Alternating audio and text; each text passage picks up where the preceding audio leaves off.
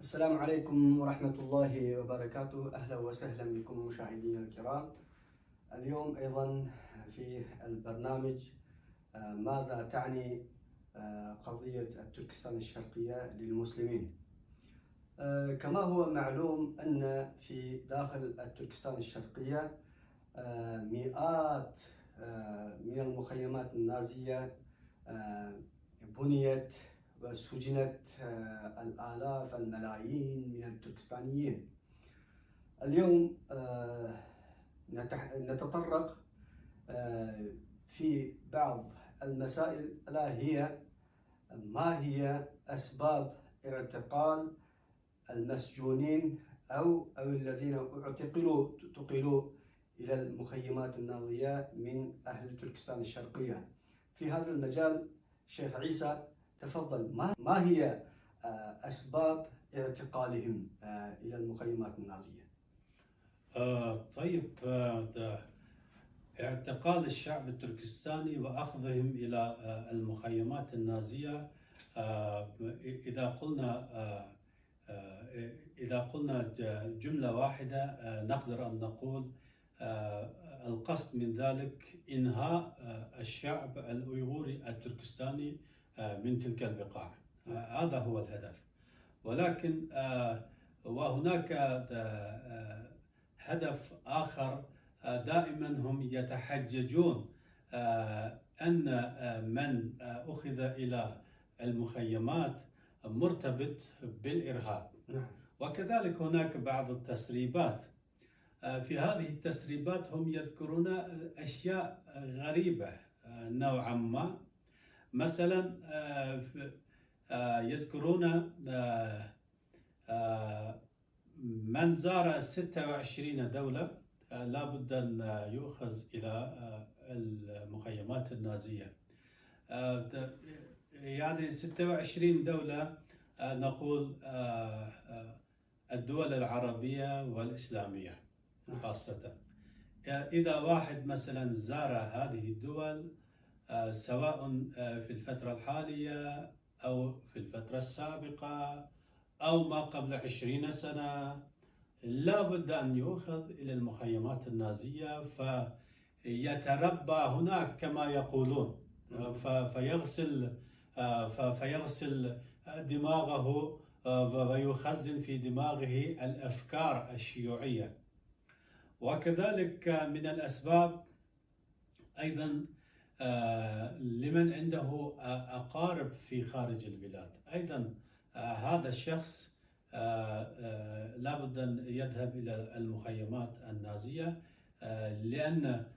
لأنه اتصل أو تعامل مع أقاربه في الخارج، سواء عبر التليفون أو عبر مواقع التواصل الاجتماعي، فتأثر بقريبه الذي يسكن في خارج البلاد بأفكار غير لائقة غير مناسبة للحزب الشيوعي، فيذهب فيتنظف من تلك الأفكار المضرة كما يقولون. وكذلك أخي الكريم، هناك من انضم للنشاطات الدينية، هم ذكروا ذلك. يعني في تركستان الشرقية خاصة بعد 2017 لا يوجد نشاطات دينية. نعم، هم قالوا لمن انضم للنشاطات الدينية، فهم بذلك يقصدون من انضم للنشاطات الدينية قبل بدء هذه السياسة الظالمة. يعني في حياته. نعم، في حياته منذ ولادته إلى الآن، إذا أنه ذهب إلى المسجد لأداء صلاة الجمعة مثلا، أو ذهب لأداء الصلاة الوقتية مثلا، أو استمع إلى عالم من علماء الدين لدعوته لتبليغه، أيضا لا بد أن يؤخذ إلى المخيمات النازية. وكذلك يؤخذ إلى ذلك المخيم المشؤوم المشتبهون. يعني المشتبه مباشرة يؤخذ المشتبه ولو لم يكن هناك أدلة. نعم ما يهمهم أدلة، يعني ما يهمهم أدلة. حتى نحن في هذا المجال نقدر نقول هم أوجدوا شيئا في الفترة الأخيرة ما يسمى المحاكمة الديجيتالية. أيوة. نعم.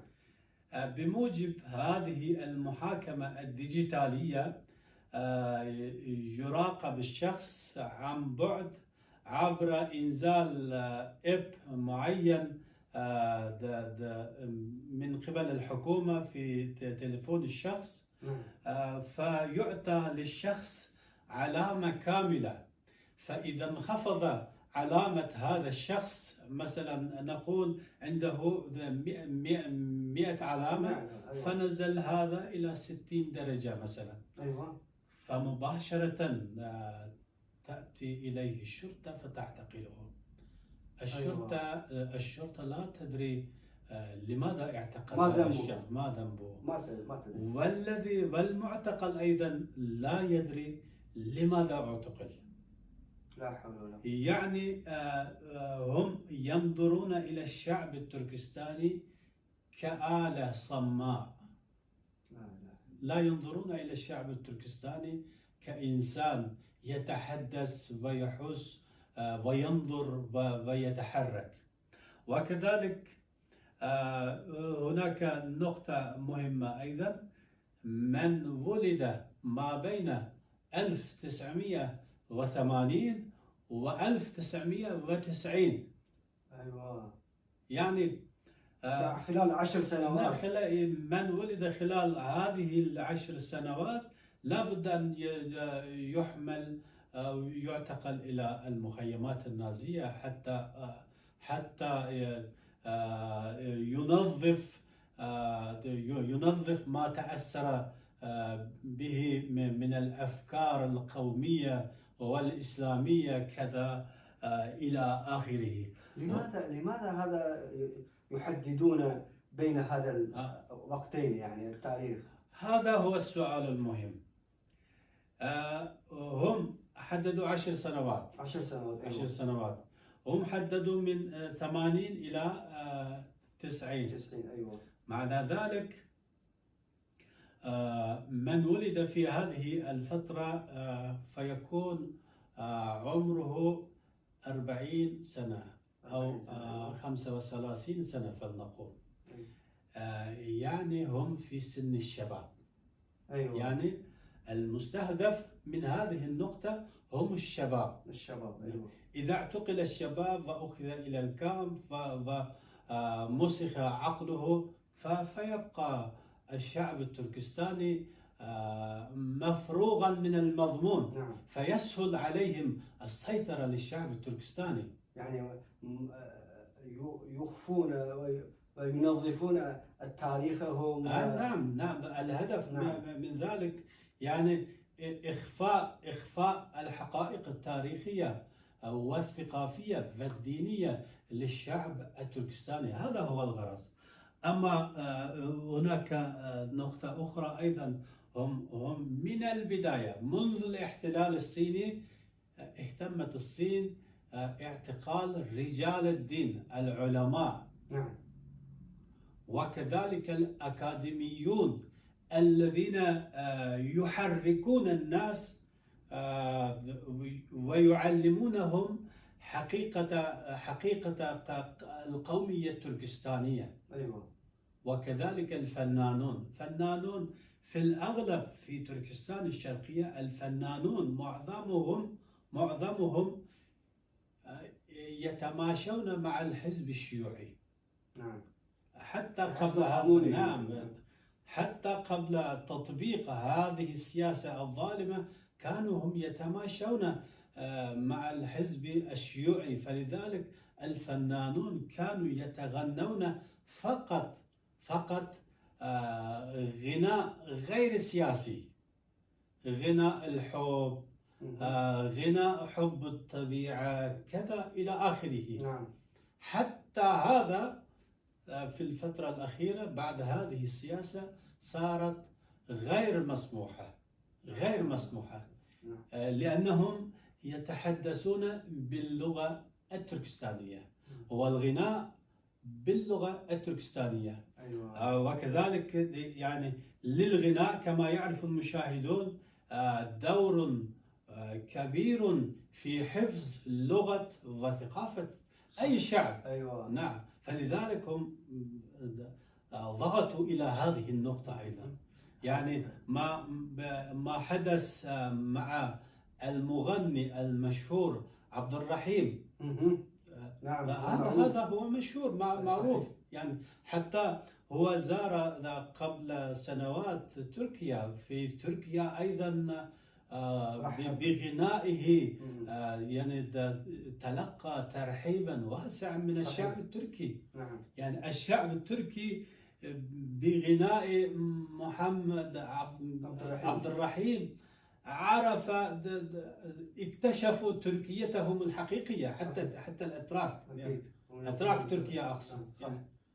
فرجع الرجل وأخذ إلى الكامب، وظهر قضيته في العلن، فطالبت تركيا من الصين، الحكومة الصينية، إظهار الحقيقة. فأظهر الرجل مباشرة في الفيديو المسجل، يعني حتى في الفيديو المسجل يعني حالته حالة يرثى له، متدوهرة. نعم. يعني شخص كان يتتعتع في الكلام، يتمتم في الكلام، يعني كان يعني في حالة غير طبيعية. يعني من ذلك ندري أن هدف السلطات الصينية يعني كما يروجون، كما يقولون، ليس أن يتعلم الشعب التركستاني اللغة الصينية والثقافة الصينية كما يدعون، بل إنهاء الشعب التركستاني من تلك البقاع. هذا هو القصد. إذن فمن بقي في تركستان الشرقية؟ هذا أيضا من أهم الأسئلة التي سألتني إياه. طبعا لا يبقى إذا خارج الكامب إلا فئة الأطفال والنساء. الأطفال هم في سن المدرسة، يذهبون إلى المدرسة، بل يبيتون في المدرسة، يبيتون في المدرسة، حتى هم خاضعين لهذه السياسة الظالمة، يعني سياسة المخيمات النازية. حتى الأطفال خاضعين بشكل آخر. نعم.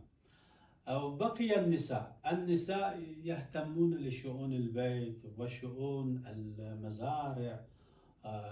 تركستان الشرقية، أراضي تركستان الشرقية أراضي واسعة. تركستان الشرقية مساحتها قريب من 2,000,000 كيلومتر، يعني ما يقارب، إذا قارنا مساحة ليبيا والسعودية. السعودية أيضا تقريبا 2,000,000 كيلومتر ربع، ليبيا أيضا يعني قريب من هذا. يعني بقي النساء، ولكن للنساء أيضا ينتظرهن خطر آخر. ما هو هذا الخطر؟ الخطر كما يروج الصينيون، نحن نؤاخي بين الصيني والتركستاني حتى نضبب هذا الشعب من الوجود. هم عملوا قانون إجباري. فبموجب هذا القانون يأتي إلى البيت صيني أجنبي كافر ملحد، يأكل معها، يشرب معها، بل يتجاوز في بعض الأحيان إلى الاغتصاب. فبعض التركستانيات انتحرنا. وفي الفترة الأخيرة أيضا هناك وردتنا بعض المعلومات. هذه المعلومات تقول الآن بدأت وسائل الإعلام هناك تروج الزواج من الصيني. نعم.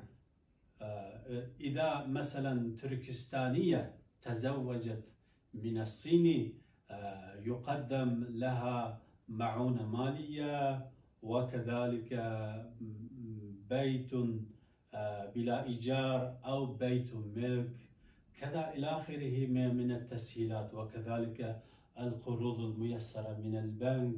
حتى أمس سمعت أن علاوة على ما تفضل، يعني البنات التركستانيات إذا تزوجن من واحد صيني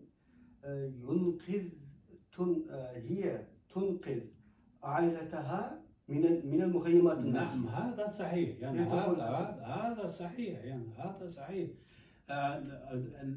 أنا قلت هم يروجون في وسائل الإعلام كأنهم لا يجبرون التركستانيات للزواج من الصينيين. هذا كلام فارغ. هم يجبرون التركستانيات من الزواج من الرجل الصيني الكافر الملحد. نعم. يعني الشعب التركستاني عموما سواء في المخيمات النازية أو في خارج الكامب، حتى في خارج البلاد، يعيشون في أوضاع مزرية إلى هذه الدرجة. كرامة الإنسان يداس نعم في بعض البلاد، ولكن لا يداس إلى هذه الدرجة. إذن في آخر الفيديو أنا أناشد إخواننا المسلمين لمن يشاهدوننا، ماذا تنتظرون أنتم؟ ماذا تنتظرون؟ نحن نقدر أن نقول تركستان الشرقية أندلس القرن 21. لمن يعرف الأندلس فليقرأ التاريخ، لمن لا يعرف فليقرأ التاريخ. تركستان الشرقية جوهرة آسيا الوسطى. في آسيا الوسطى نعم هناك قوميات، ولكن جوهر تلك القوميات التركستانيون الأيغوريون. هم كانوا من تقدموا في الصفوف الأولى، سواء في ميادين العلم، في ميادين الصناعة، في ميادين التجارة. هم كانوا متقدمين. الآن بعد الاحتلال الصيني خرب كل شيء. الآن نحن وصلنا إلى هذه الدرجة بسبب هذه السياسة الظالمة. لذلك لمن يشاهدوننا نحن لا نطلب منهم شيئا كبيرا، يعني على الأقل أنت حر أن تكتب وتنشر. اكتب وانشر معلوماتنا. إذا ما تقدر تدعو لنا لنفرج عن الشعب التركستاني هناك. هذا هو حالنا. شكرا جزيلا فضيلة الشيخ لمعلوماتكم القيمة والمحرجة. ونطلب أيضا من المشاهدين الكرام، أيضا أنتم سمعتم هذه الأخبار وهذه القضية مهمة. نطلب منكم أن تدعوا لإخوانكم هناك المسلمون الأيغور، وأيضا انشروها في التواصل الاجتماعي. ونستودعكم الله إلى حلقة أخرى. السلام عليكم ورحمة الله وبركاته.